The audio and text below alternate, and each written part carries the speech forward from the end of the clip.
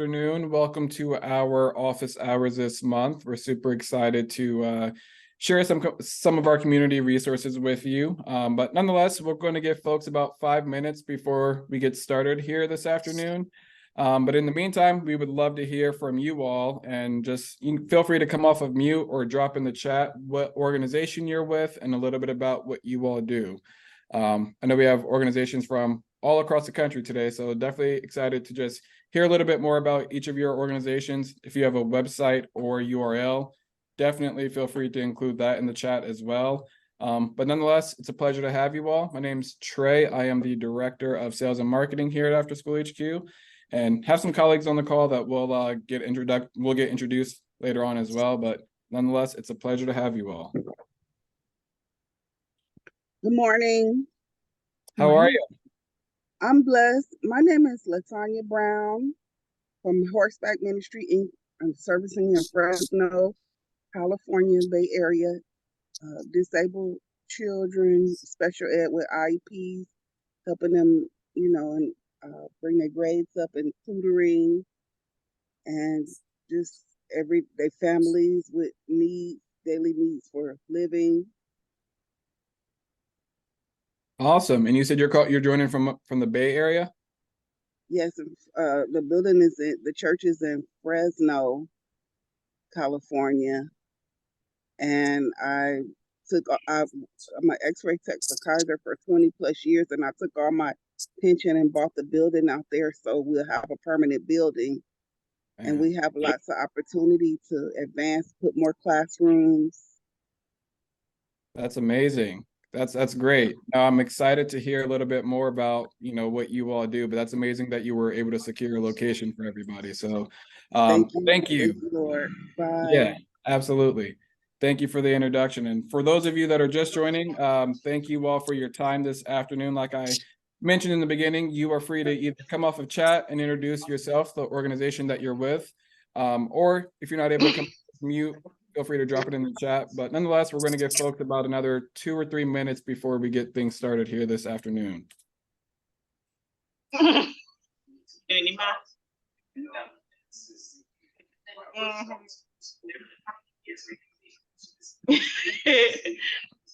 Thank you, Freya, for the introduction. Feel free, like I said, to either come off of mute or drop it in the chat. If you have websites, definitely include those in the chat as well. We love taking a look at everybody's pages. Hello. How you doing, James? I'm doing great. Thank you for having me. Thank you, Paulina, for inviting me to this wonderful meeting. My name is James. I'm from Haiti. I live in Haiti. I run a nonprofit in youth organization there. So I talked several times with Paulina, and she invited me to join you today and to get engaged and also to learn from your perspective or to get Grant. And thank you for having me, Mr. Grant Fulton. James, where are you from in Haiti? I'm from Port-au-Prince. I live in Port-au-Prince. Okay, wonderful. Are you familiar with RKA? Yes, it's a neighborhood nearby. It's kind of like 1 hour from where I live. Okay, I live in an area called Kwadebuke. My parents founded a hospital down there in St. Aug. Wonderful. So they actually lived down there for about a decade now. Good. Small world. So, yeah, certainly. Yeah, I mean, I've been running this organization for the last 8 years, but now we've been struggling a lot with grant and also donation because I think all of you are aware of the situation of Haiti. And I'm the type of person who don't want to give up, who don't want to just move in the state and drop everything. So I'm still optimistic about new solution, new innovation. So I'm looking forward to learn more about how to get funding, how to get grant, or to write grant, and how to get like a larger number of organizations who can support my work in Haiti, because our focus are on tutoring and mentorship for young kids in Haiti. Awesome. That's amazing, James. Thank you. Thank you for sharing. We're excited to have you, and everybody else here, we're excited to have you all as well. With that, I see we have quite a folks in here, so I think we're okay to go ahead and get things started. So I will pass it off to Chelsea for introductions, and Chelsea, I'll let you take it over from here. Thank you, Trey. Admittedly, everyone, the way that I have my Zoom settings, I'm not able to see everyone's faces. I am attentively listening to your questions and commentary, though. So as we go through the next hour together, Trey is going to be watching the chat. He's going to be watching the different Zoom screens. If you want to put your hand up, all of us are pretty relaxed on how we come into conversation with each other, and we do not want this to be a stale presentation where you hold all of your thoughts and questions until the very end. So as things come up, please, again, put your hand up, please message Trey, come off of mute and just say, wait, Chelsea, pause, Dr. Fulton, pause. So I am Chelsea Andrews. I am our head of engagement and partnerships here at After School HQ. And we are joined for the office hours today by Dr. Grant Fulton. Before I put your bio, what do you want me to call you formally? Are you Grant? Are you Dr. Fulton? Should the room address you? I am Grant. Okay. You are Grant who does grants. Who does grants? Yes. My wife and I are both grant managers. Oh, really? I didn't realize that. She doesn't work with the written kind of grants. She just manages me. Well, yes, all of the things to that. Yes. Okay, so I do have Grant, your bio here with me. I think what I would like to do, if it's all right with you, is kind of highlight the areas that Solutions for Youth Services, your organization, focuses on. And then if you can give us more of like a narrative form of your background, it might be a little bit more friendly than me reading a paragraph about you. So what I have noted from your website is that you focus on grant writing and support, evaluation, and needs assessments. There's the Bespoke Leadership Program. I'm curious to hear a little bit about that, data collection and management, and then executing strategic initiatives. So can you speak into your background? I know you were also, I think, a youth provider. Just bring us in the room with who you are. So my background, I actually got started in the grant world through public education. I started as a teacher several years ago and kind of worked my way up through some various administrative responsibilities and roles. I was a founding athletic director at a charter school at one point and have worked through a different number of things that way. Ultimately ended up becoming an out-of-school time director. And as all of us know, after school and out-of-school time require a lot of grants to really stay healthy as an organization. And so it was through that I started writing some grants and things and began mentoring some other programs at the request of the Indiana Department of Education. So I started working closely with the Indiana Department of Ed. They had asked me to mentor some other organizations, do some leadership development with some of those leaders who are in some aspiring roles and really growing their organizations. And that kind of started to transform into hey, there's people who really could use some additional support. How can I do this on a more full-time basis? So I've been in the shoes of a lot of youth service organizations.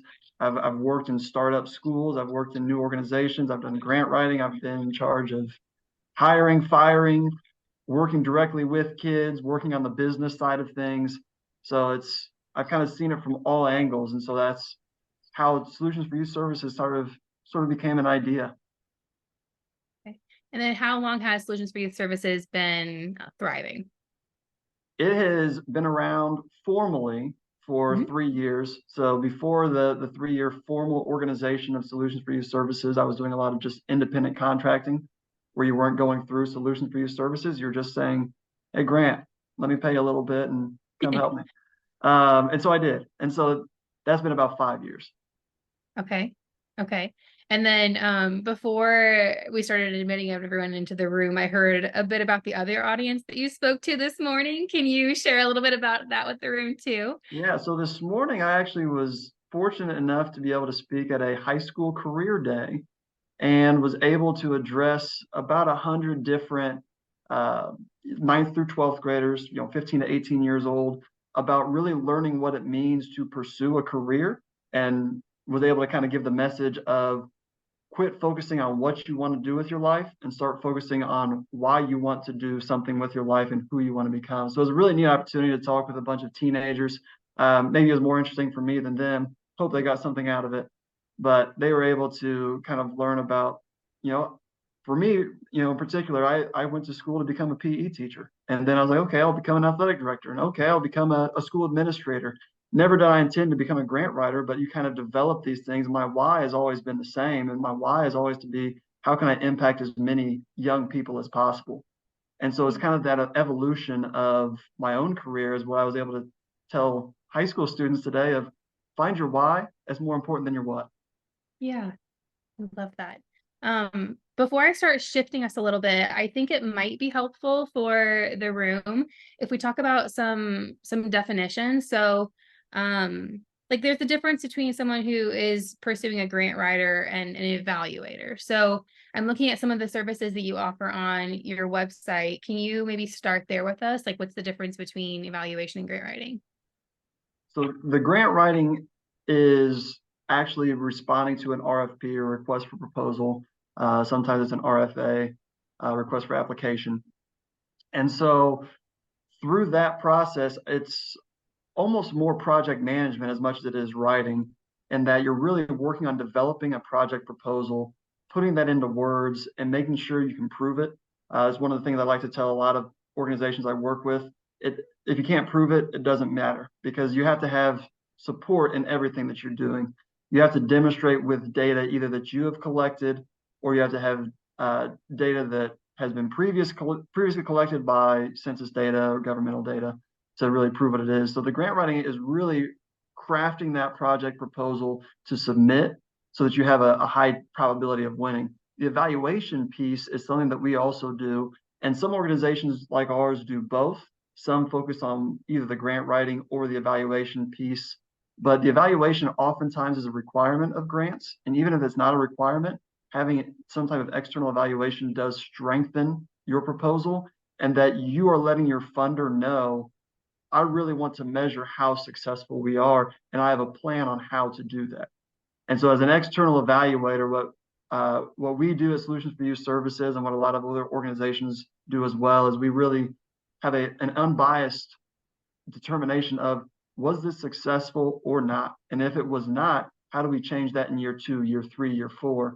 And so it's kind of a cyclical pattern here where we write the grant with previous data, then we evaluate the current project, and that gives us more data to then turn around and apply for the next grant or a different opportunity with a different funder. Okay, very, very helpful. Thank you. Because I was curious, what is the Bespoke Leadership Development Program? Like I said earlier, I've kind of been in a lot of different roles. I've done everything from being a teacher to being a grant writer for an organization, being a consultant, working in grants and evaluation. And I've seen youth work from a lot of different viewpoints. And through that, I've been able to kind of craft ways to help further develop aspiring leaders and current leaders in their roles to make them more effective, really kind of getting down to the nitty-gritty of how do I know that my leadership is effective, and what practices can I implement to increase that effectiveness to make my organization have a greater impact. My doctorate is in an educational leadership focus. So a lot of the research that I've done in pursuing that, when I was pursuing that doctorate, was surrounding how do I make leaders better leaders. And so it's a very intensive one-on-one process over the span of either 6 months or a year of really diving into how do I measure my leadership and how do I use that to grow my organization and myself as an individual.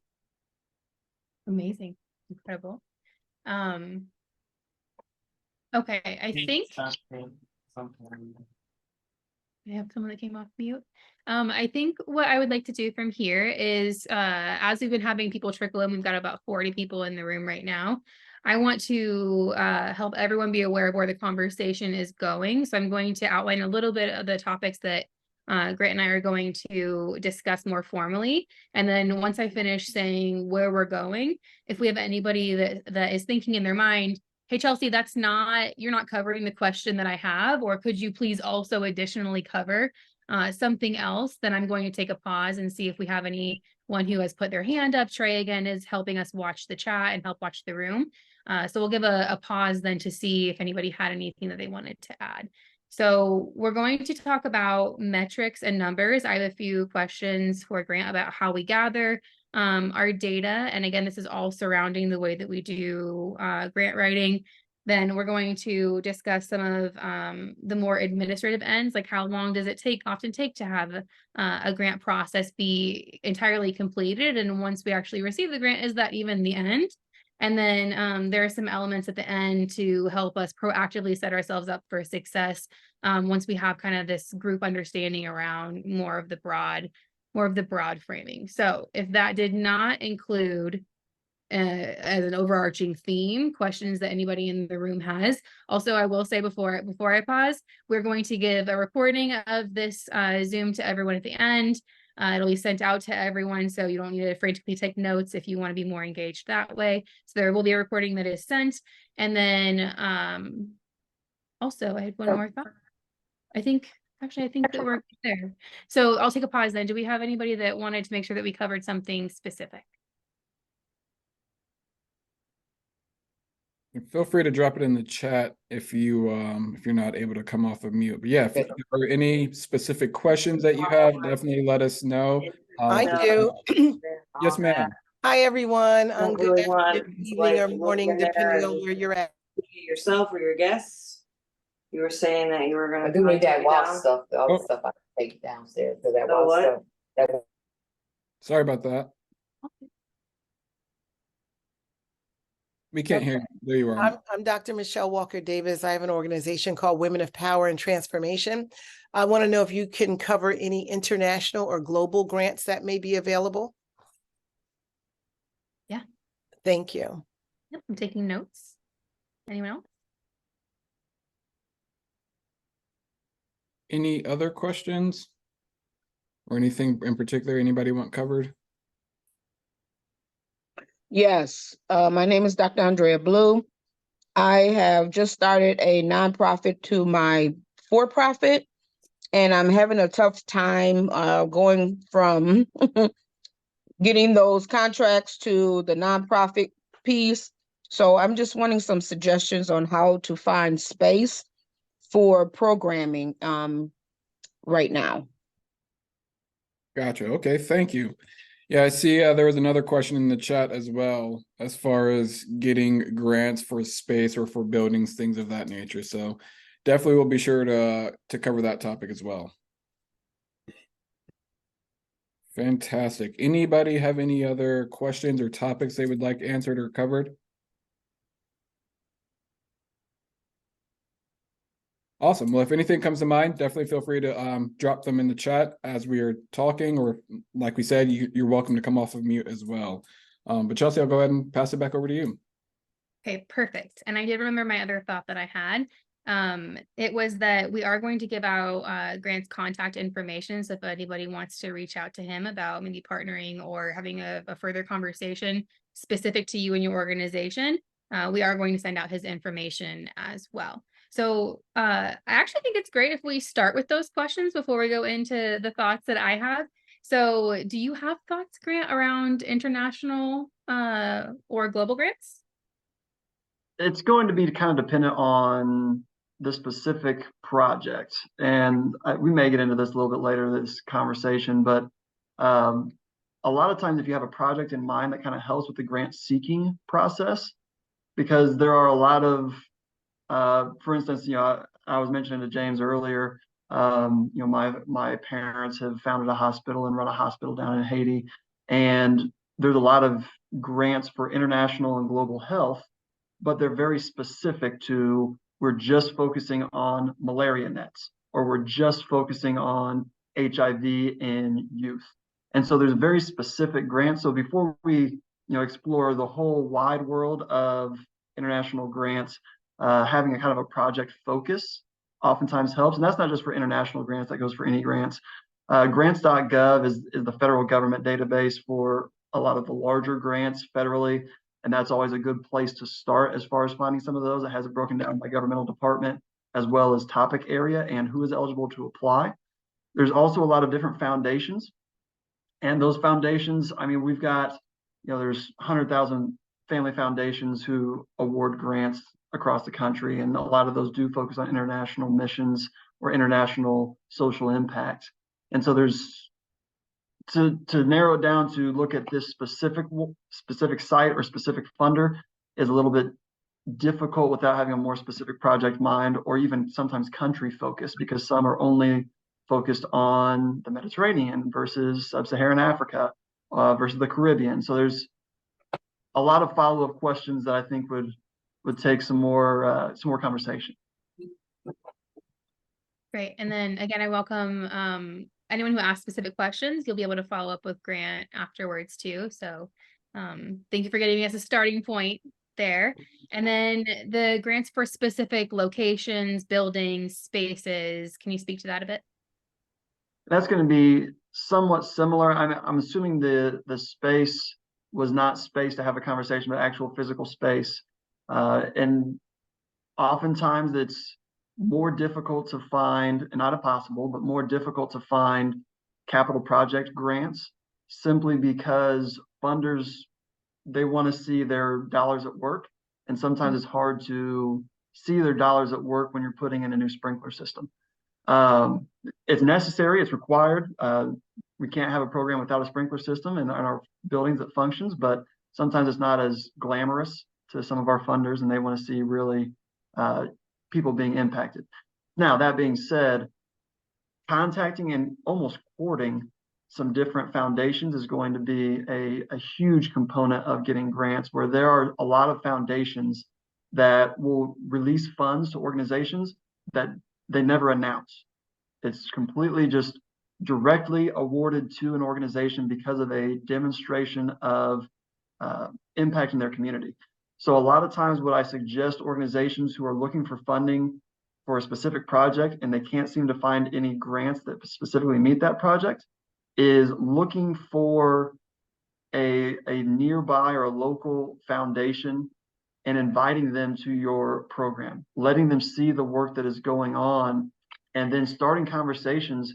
And even if the ask is not for a year, get them involved as much as possible, because while grants are supposed to be completely objective, it's humans who are evaluating them.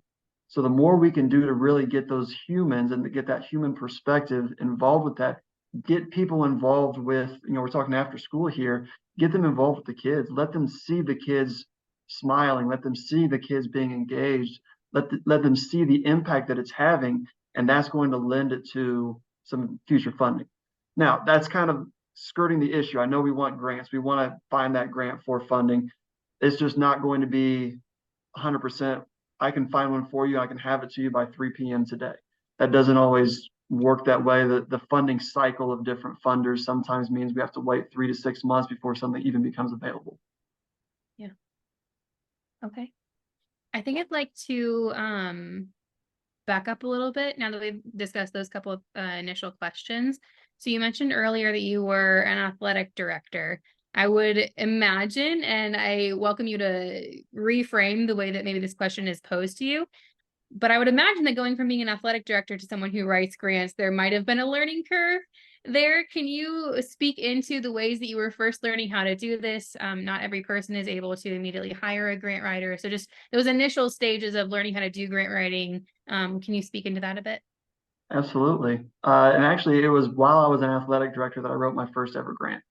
What? So, yeah, oddly enough. So there was I can't remember which organization it was at this point, but I was a brand new athletic director, first time being an athletic director at 23 years old, which is already rather young compared to my, my colleagues there, my peers in the athletic direction. And so brand new school, new charter school. We had space, but didn't have all the equipment we needed. We needed a weight room. I was coaching basketball. My kids were needing a weight room. Other sports were needing a weight room. And we kind of began working that direction. And I wrote a grant for a weight room. And so it was kind of trial by fire. I found a need. I demonstrated that there was a need. And it was a very local organization that was offering these grants. And so the competition wasn't as large as the federal grant through the Department of Education or Department of Justice or something at the federal level. And so it was a much easier, kind of hurdle to overcome initially. But from there, it's been a lot of, like I said, trial by fire. I've started with, I started at a very low success rate. I mean, we're talking 25%. I was just kind of doing a shotgun approach, not knowing any better, not realizing that it actually can hurt your future chances if you do that shotgun approach. I had no formal training in grant writing. I was just like, hey, I wrote a grant, got $40,000. Let's see if I can do it again. And just started kind of taking a shotgun approach, which hurt my reputation amongst certain funders. And so I've kind of grown through, through my own errors, and have had some more formal training at this point with some different organizations, as well as doing some things with, my master's and beyond with my ed specialist degree and my doctorate as well, where I've learned how to do some more things where I'm tailoring my projects and my applications to the right funding sources and being much more selective. Okay. I've never written a grant, so I'm imagining like you open up a Word document and whoa, that feels a little bit daunting for me to imagine. Okay, maybe one or two more questions, and I'm going to shift us into metrics and numbers. So you have solutions for youth services. We have a call of 40 plus people right now. What types of clients are you most inclined to work with? Can you speak a little bit into the relationship that you usually have with clients that you take on? I mean, this sounds almost cliche, and I think everyone would say that they are in this capacity or in this vein. But finding organizations that are really hungry, that are willing to go above and beyond, who kind of have that grit to really get after it. Grant writing is, even if you're working with a professional grant writer, it's a lot of work.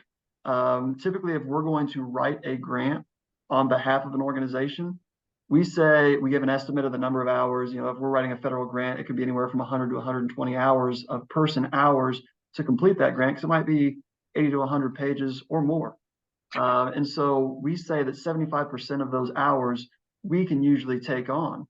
But that still means 25% of those hours has to come from an organization. And so understanding the commitment that it takes, and it does take a substantial commitment from an organization, because you're having to find partners and secure MOUs with those partners, where even if you hire a grant writer, it's not my relationship with the local Boys and Girls Club, with the local YMCA, with the local school districts. I don't have that relationship with those organizations, but you might. And so there's still a lot of work that goes into this, and it's really understanding the commitment that it's going to take to write a grant, because a grant is a calculated risk. Because even if you don't anticipate spending dollars, if you don't want to hire me or anybody else, you want to do it on your own, you're taking up your own time or your staff's time, and you have to factor that in. I might be spending $5,000 just in my staff members' time on a grant that may not be awarded.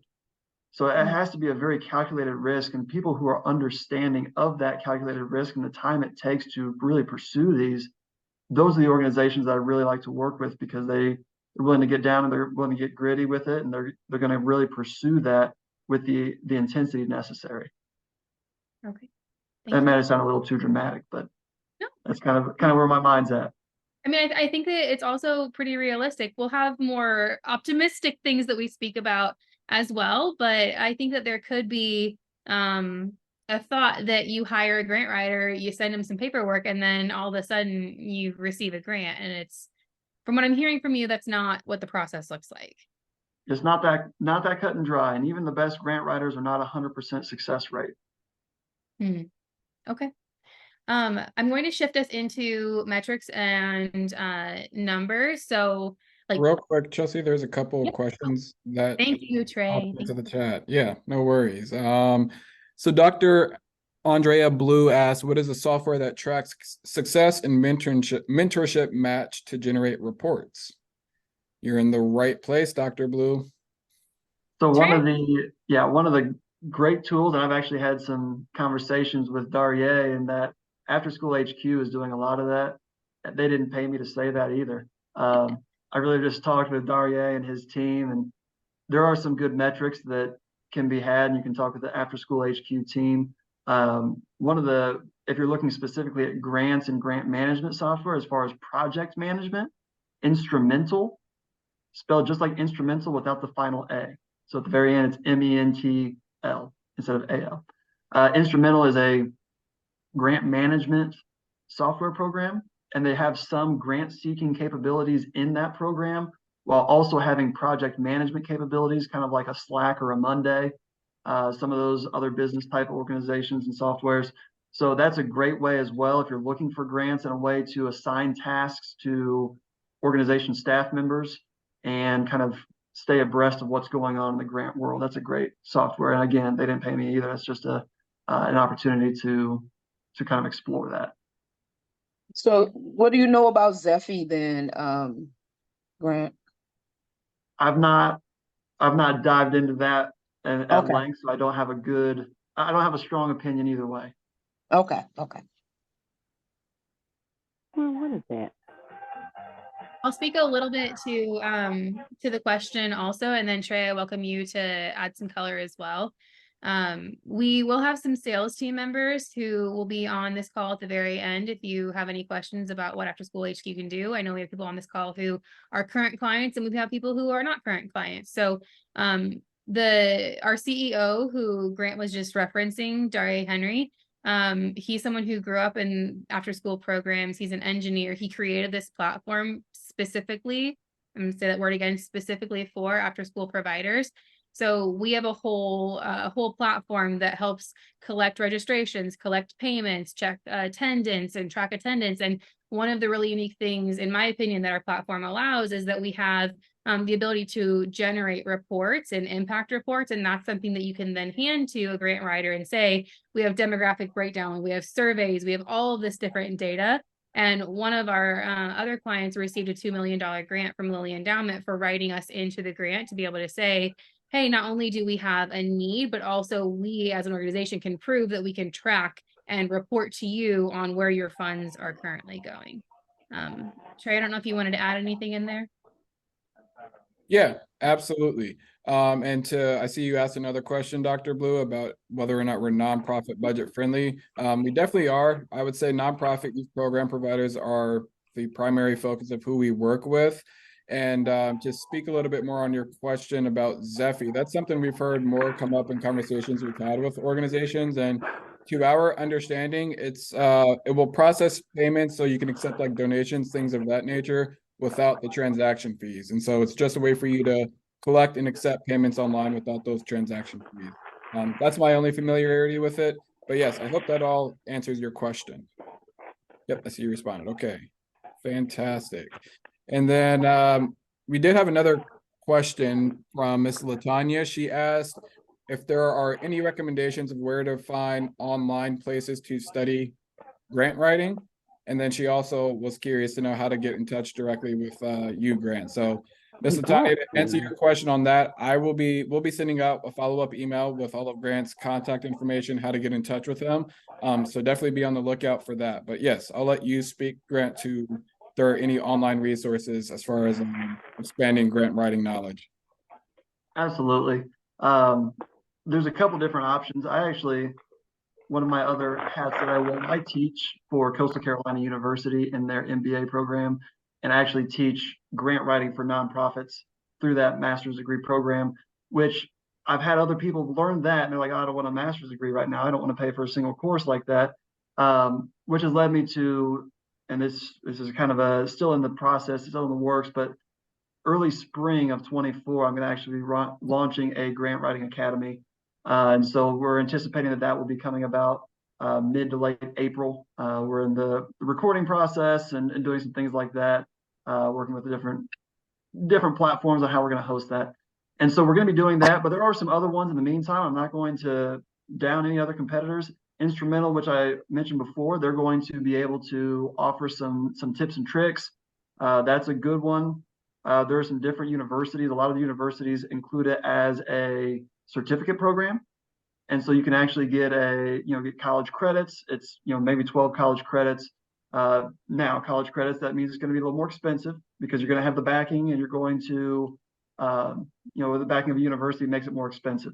So if you can hold off for another 6 months, I'm going to be launching one here soon. I'm also happy to do some individual coaching. Chelsea mentioned at the very beginning, I do some leadership development and leadership coaching. I've done that with grant writing specifically. I also do that, of course, with my students that I teach at Coastal Carolina. So all of those things, like I said, instrumental is a great one. Local universities often have some resources as well. Awesome. Thank you, Grant. That's fantastic. And I see some more questions that are getting popped into the chat here. So Ms. Sharon asked, do you see many grants for after school or summer golf programs? Specific to golf, you may want to look more into golf type organizations. I mean, typically when we're looking at grants, I break them down into about 3 different categories. We've got foundations or nonprofits. So that's going to be your, like Chelsea mentioned, like a Lilly Foundation, or a nonprofit would be like a United Way. So that's one category, is the foundations and nonprofits. The other one is corporate grants. I know Dick's Sporting Goods does some grants. PGA does some grants. So specifically to things like golf and sports, there are some corporate grants, and that's a way for those corporations that are pretty large to give back for specific projects. And the other one is governmental grants, and that's where you're going to look at things like your state Department of Education or even the federal Department of Education. So if you look at the federal department, it's going to be your grants.gov. If you look at your state, it's going to be on your state's department website. Whether that's the New York State Education Department or the NDE in Nevada or OSPI in Washington. I've worked with several of these across the country, so there's a lot of opportunities throughout those 3 different categories. Awesome. Thank you. Thank you for answering that. Okay, fantastic. Yeah, I see a lot of people that are definitely interested in the grant writing courses that you mentioned, Grant. So that's awesome. I know just speaking with a lot of the organizations we have met with, it's definitely a need in the community. So yes, definitely should have a lot of success with that. One more question just popped in. Is it more difficult to get grants if you only have data for your nonprofit and as opposed to like starting a new nonprofit? Can you say that one more time?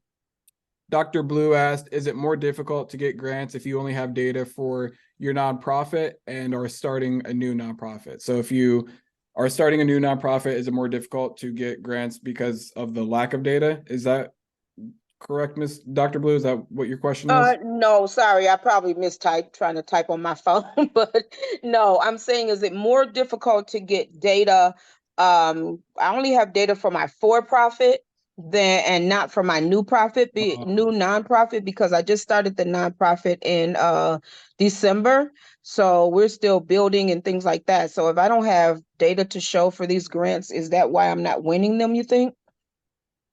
It's possible, but there are data available. So I mean, it could be you going to the census.gov and you're demonstrating that there is a lack of educational attainment, or it could be that there's food insecurity, or it could be that these students, these kids are coming from single parent homes versus 2-parent homes, which often is a risk indicator. So I think there's other ways you can find data, even if it's not specific to my program saw 85% of kids complete high school.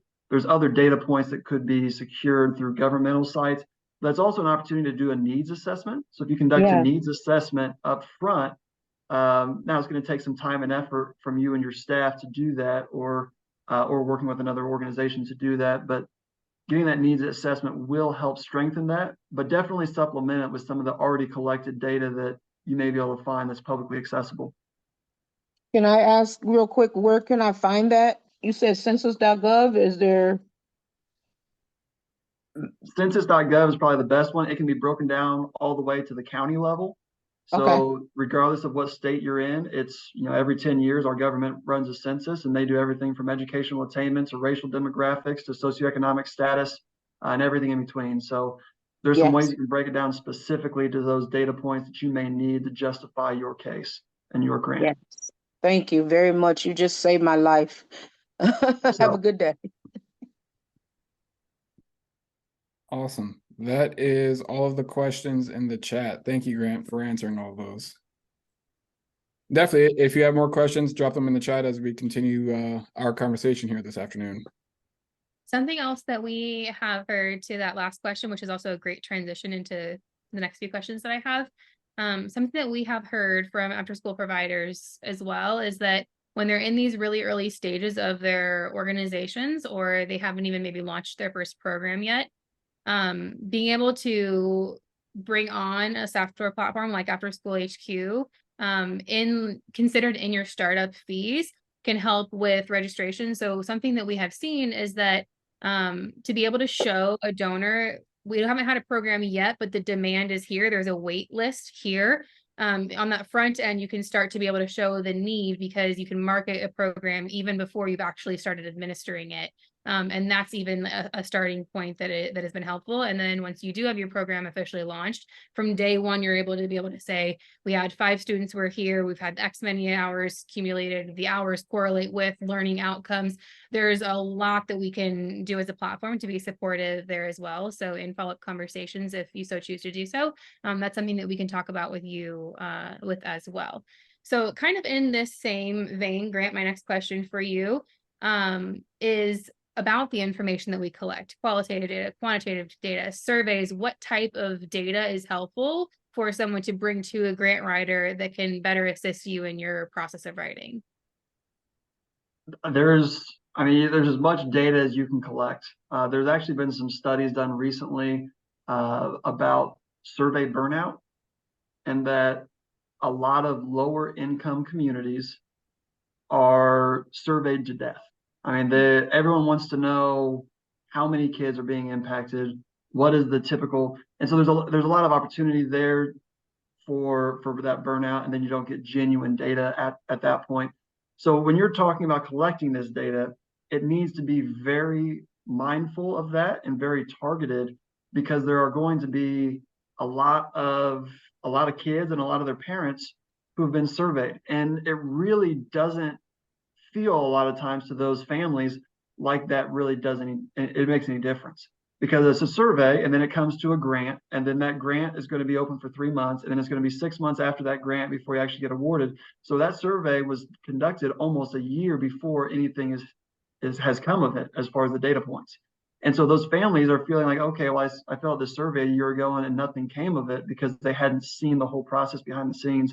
So it's very important that as you're collecting this data, to make impact reports and make those data reports available and really show how you use those surveys to get that funding or to guide your programming, because otherwise it's just going to be my kids taking yet another survey. And they already take several surveys in school. There's surveys that the government requires, that schools require. There's culture surveys, climate surveys. There's drug use surveys, all these things that kids have to complete as a requirement of school. And so there's a lot of surveys going on. So as much as you can do to minimize that, combining multiple surveys into a single survey, eliminating certain questions, really trying to reduce that as much as possible is going to make those surveys, each one, more impactful. And then there's other ways you can do it to avoid that survey burnout. You can do some different focus groups. You can have observational data collected. And that's one of the things that in my evaluation piece, when I'm evaluating programs and really reporting back on impact of programs, I do a lot of in-person evaluation. We travel all across the country. We do this. We make sure that we're not just hearing about it. We're not just collecting surveys. We're witnessing, just like I told you at the beginning, it's impactful to invite funders to your program, because it's sometimes hard to see it in the data, in the numbers. So finding those ways that you can avoid some of that survey, having those focus groups, having the observational data, making sure you're doing other ways, collecting student academic grade data. If you can develop an MOU with the local school district and say, okay, we've collected this data from our attendance, and we've done that with After School HQ or some other software. But of course, I'm going to put a plug in for After School HQ here. Collecting that data, we already have the demographic data. We don't need to collect that. We already know how many days per school year these kids have attended my program. And so I can say, of our Hispanic students who have attended 30 plus days, if I have that academic data from the school, 85% of those kids demonstrated proficiency on their state standardized testing. And so that's the way you can avoid some of those surveys and still have that meaningful data, but it's just all about developing those partnerships then with other organizations or other entities that are also collecting certain data points. Amazing. I'm also like imagining or hearing your response to the census information earlier as well. Something I know that our platform does is we can pull data from zip codes, from first graders. You can check all these different boxes to generate reports, and then you guys have them in real time. But I'm linking and am I properly doing that, Grant? When you were speaking earlier about like socioeconomic data and all those different things, those would go in here as well for being able to write into the grant, right? Or is that Absolutely. great? Okay. I have my next question was about surveys, but I feel like we covered that pretty well. We do So have some questions in the chat if we have time to address those. thank you, sir. James asked if he needs to register his organization in the US to receive grants internationally. If it's going to be a US based award, then yes. Gotcha. Okay. Does that answer your question, James, or do you have any follow-up questions on that? You're muted at the moment. Well, hello? Can Yes, you hear me? you now. And my question relate to that is like, do I constantly need to have a partnership or AMOU with some sister organization that's already into the US to CC to receive grant, or can I just apply for a grant internationally to my organization, which is registered in Haiti, to receive that grant?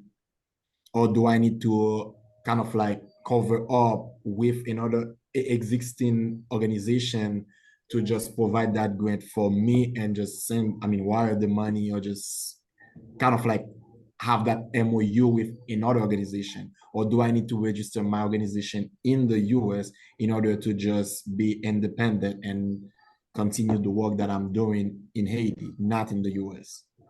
That is a loaded question. And Good. unfortunately, my answer is going to be, it depends. It kind of depends on the funder themselves, whether you're going with a foundation, a governmental grant, a corporate grant, because each grant is going to be different. And even grants from the federal government, some of the federal grants from the government require you to have a US based office. Some of them do not. So I know that's kind of a cop out of an answer, and I apologize for that, but it really depends on the actual request for proposal by the funder. Yeah, like the main reason that I asked that is because you told me your family founded a hospital in Haiti. So do you raise money, or you get grant from the US and then you just come in Haiti and do the work, or you just have that organization register in Haiti and use that platform to get grant? Or did you manage balance that? The way they have done that is they've actually set up two different organizations. One is US based that supports the Haitian organization, and then one is the actual Haitian organization itself. So and then they both use each other's offices and their addresses as needed. So it's kind of convoluted, but it's a way to kind of get around that system that you're describing as a potential pitfall. Great. Awesome. I need to be in touch with you so you can help me to that. Thank you. Awesome. Thank you, Grant. And I see Miss Latanya, you have a question? Yes, sir. My question is kind of piggybacking off of his. Is it true that you more likely to get a grant if you, because we've been established since 2011 servicing, but sometimes I might have one children, sometimes I have 10, but it doesn't matter to me. But my question is it better to partner with other organizations in your community that's serving to be able to get grants? They say if you have partners, it's better to get a grant like that. The stronger your community partnerships, the greater your chances of getting a grant. If you're just saying that you have maybe 10 kids on a given day, funders really want to make an impact. It fluctuates. Right. And they want to make as large of an impact as they can. And so if they can see you plus two other organizations are then going to impact 50 kids a day, and then you do it as a joint effort, there has to be a lead applicant in most grant applications. And so one of the organizations, whichever one probably has the strongest independent metrics, that one would probably be the lead organization. but then you can definitely have a joint effort and use those funds through the lead applicants to fund all three programs. It's also very beneficial if you can have a partnership with local schools, just because anytime you have local schools, well, you can use the school data, which is going to strengthen the application, and you have access to a lot more students to potentially impact. Oh, that's good. Thank you. Awesome. Thank you, Grant. And yeah, that there was a similar question to that in the chat, just about if partnerships were a good way to go about getting or securing some of those grants. So thank you. Definitely answered a few questions with that one. Okay, back to you, Chelsea.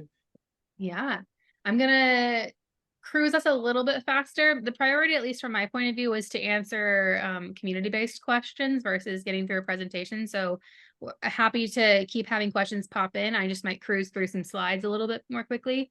To an administrative point of view, we already spoke a little bit about how timelines can be pretty stretched out. But is there anything else you wanted to say for average times? Is it one of those, it depends type of a responses? Can you speak to that a little bit? Absolutely. So in the past 2 weeks, I've had, or actually past week and a half-ish, I've had about 4 grants that I wrote be awarded. One of them I wrote in March, Wow. and it was awarded last week. So that kind of gives you an idea of the timeline. Now, the official deadline for that was the first week of May. So I started writing it in March. It officially had a due date of early May, and then it was 6 months after the hard deadline that the awards were announced, and that was through the federal government. This is not trying to become political at all, but the federal government sometimes moves a little bit more slowly than local or state governments or private organizations. In that same time frame, there was another grant that I applied for through a local organization, through a foundation, and the end of July was when the application was due, and I found out in early October. So it was about a 2.5 to 3 month turnaround from the application deadline to the award announcement versus the federal government, which was a little over 6 months. So yes, it does depend, but anticipate that the federal government will take longer. Oftentimes the federal government applications are also lengthier. The lengthier the application, the longer it's going to be, or longer you should anticipate the award announcement to be, because someone has to read through those hundreds of pages of boring content. I mean, those exciting content. So, I mean, someone has to go through and actually read those things. And so the longer the application, which federals usually are. So. Okay. I had a couple of questions. I'm going to kind of mesh them together here. So if someone may not have an abundant amount of resources on the front end to find a grant writer, pay for a grant writer, all of that, I'm going to prompt you more directly. There are ways, to my understanding, to be able to write in a grant writer, a software platform like After School HQ. There's ways to write in the things that can be helpful to us when we're applying for a grant. And I believe that you could speak to that. Yes? Yeah, absolutely. One thing that I do want to caution everybody on, and this is just an ethical thing within grant writing, is that you should never, and most grant applications even say this in the application, you should never pay a grant writer with awarded funds for previous work. So, for example, you hire a grant writer and you say, that grant writer tells you, I'm going to charge you $5,000. If you get awarded, you give me $5,000 after the fact. That violates some certain ethical standards within grant writing. Now, that being said, there are other ways to do it where you write a grant writer in for future work. And this is where some of that full service turnkey opportunities come into play, where if you have some of that external evaluation, and I've done this before as well, where I may do some grant writing at lower cost, knowing that I'm going to take a little bit of a risk in the writing process, but then I will help with the evaluation piece at the end. I don't upcharge for the evaluation piece. It's still market rate as far as evaluations go for external evaluators, but it's a way to kind of have an ongoing revenue stream, whether you choose to go with me or somebody else completely. It's a way that some grant writers have found that if they do the evaluation piece, it can help eliminate some of, maybe not all of, but some of that upfront cost. The other thing is, if you have professional development budgets, and I would strongly encourage us, we talked briefly earlier about, finding new opportunities to enhance your own grant writing skills. That's a great way to get a good ROI on your professional development budget. And if you've got $3,000 to develop your staff professionally and you're training them on how to write grants and they can turn around and write a $250,000 grant, that's a great $3,000 spent. Or maybe a little bit less. There's a variable scale depending on where you want to go to get some of that training. So there's some different ways like that could help mitigate some costs in that. Okay. I'm going to move us forward for time's sake. A question that I have is, I've at least seen organizations say, here's an announcement on our website, whether it's a press release or just a main page on their website that says, hey, guess what? We got a grant. Amazing. Is there a way to use receiving past grants to build credibility when you're applying for future grants, or is that something a little bit messy? You should always indicate your prior success, because when you write a grant and are successfully awarded that grant, the red tape is just beginning. I mean, so when you're applying for a grant, there's a lot of intricacies to that. There's a lot of red tape when applying, that you have to have certain programming, certain metrics, whatever it may, certain partners. And so once you get awarded, you have to demonstrate that you're going to actually be able to follow through and carry out the project as it was written in your application.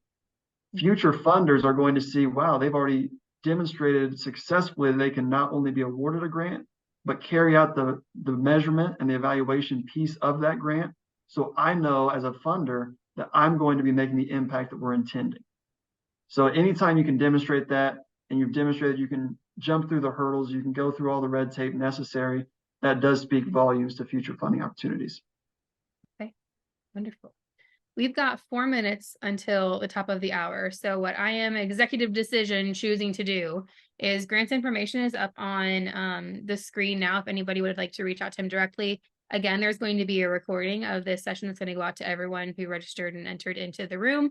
So you'll have that, as well as there's a blurb from Grant with more of the services that he provides and his contact information that will be coming in email as well.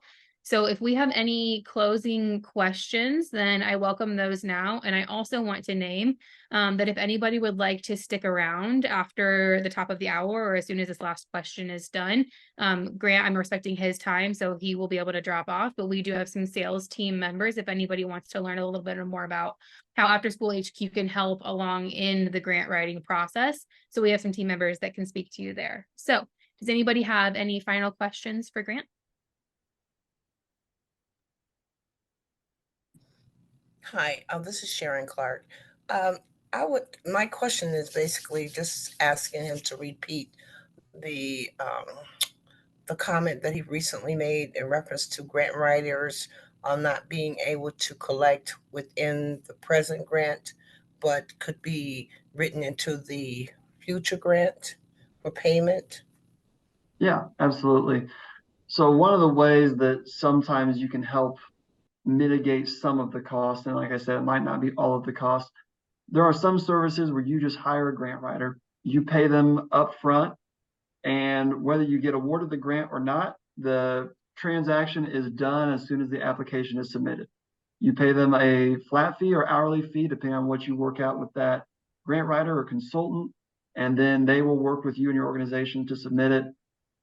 Whether you're awarded or not, the transaction is complete. There are other ways that some people try and help reduce some of that upfront cost, and they provide further services either through professional development or evaluation. And they're not upcharging or taking money from that grant that's going to be awarded and paying for previous services, but it is paying for future services, where sometimes you have to pay for that external evaluation to be done once you are awarded, but only if you are awarded. And so there are some grant writers who will take on that risk of saying, I will provide you with that evaluation if you are awarded. And because I know that there is a potential for future contracts and future monies to change hands, I will reduce the rate that I'm charging up front. And so that way the grant writer is taking on some of the gamble. You know, I told you it's a calculated risk with these grants. They're taking on some of that risk themselves rather than the organization. To that end, before maybe someone else jumps in too, we actually have language that was given to us by one of our clients, the one I mentioned earlier, that received her $2 million grant from Lilly Endowment, where they wrote After School HQ into the grant. we have that language. So if anybody either becomes or is a current client and is on this call, you can reach out to us. Trey, maybe you can drop my email or your email in the chat. But we are able to release that information, that like language to you so that you can get that to a grant writer and say, we have a metric and a database to be able to help provide those metrics. We are at 1 minute. Anybody else have a fast question? We are getting lots of thanks in the chat, Grant, lots of thanks and appreciation. So yeah, no, we definitely appreciate you spending this hour with us. It was very informative. But like Chelsea said, we have 1 minute left for any last minute questions for Grant. And then some of our team members will also stick around further past 1 o'clock Eastern to answer any additional questions you all may have.